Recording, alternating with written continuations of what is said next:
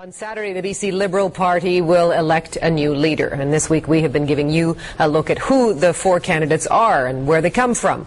Tonight, it's Christy Clark, politician turned radio show, talk show host turned politician. Here's Stephen Smart. Hi, everybody. It's not the most glamorous of campaign stops, but Christy Clark arrives at this roadside restaurant south of Nanaimo with the same enthusiasm as if she was walking into a packed ballroom in downtown Vancouver. Thank you for coming. I really appreciate it. Nice to see you guys. Working the room, Clark knows each and every one of these Liberal votes is key if her race to become BC's 35th Premier is to be successful. This campaign really comes down to one question. Do we want, in this next election, to present change to British Columbians, or do we want to present more of the same? As the only non-MLA in the running, Clark has based her campaign around doing things differently, focusing her platform on families, promising a new stat holiday, and floating the idea of getting rid of the HST sooner by having MLAs vote on the tax rather than taking it to referendum.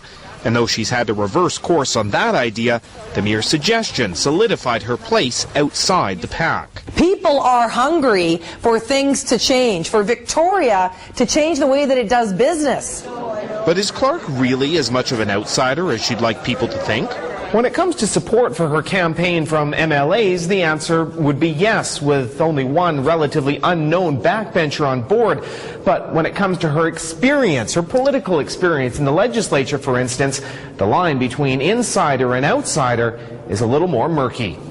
People on the streets of Vancouver are going to... Clark spent 5 years in opposition before rising through the ranks of cabinet to become education minister and deputy premier. Well, we have protected education funding. It is... There, Clark ruffled no shortage of feathers before deciding to leave politics and spend more time with her then 3-year-old son.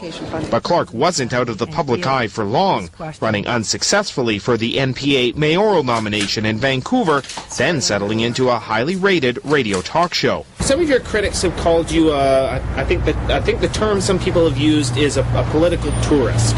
That you're kind of popping in when you see an opportunity. How do you deal with that? As opposed to what? As opposed to a career politician? It's something to be said for having been there forever and a day. But I think there's a lot to be said for having been out of there, too. Of course, the proof will be in the pudding. We'll have to wait for Saturday's vote to see if BC Liberals agree. And Stephen Smart joins us now. Stephen, so explain what kind of maneuvering goes on amongst candidates and their supporters in these final hours. Well, you can bet there is no shortage of last-minute maneuvering happening between now and 5 p.m. Saturday when voting closes. Half of that maneuvering very public. The candidates will be crisscrossing the province, holding rallies, working the phones, really trying to get their supporters excited and making sure everyone actually casts a vote.